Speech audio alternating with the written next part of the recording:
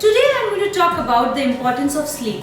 How we feel when we get up in the morning says a lot about the night we had and the day to come. Slumber is nature's most powerful beauty treatment. It plays a vital role in our moods, relationships and our ability to concentrate. When we sleep, our body repairs damaged cells and replenishes old ones. We need at least 8 hours of sleep every day. A good sleep makes you brighter, fresher, vibrant, attentive, alert, decisive, sporty and ready for any challenge. People with poor sleep are at an increased risk of suffering from depression and anxiety.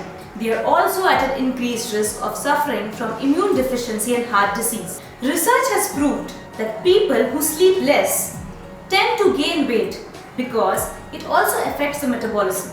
Tip of the video is avoid caffeine drinks and rigorous exercise close to sleeping time. Simply try going to bed early.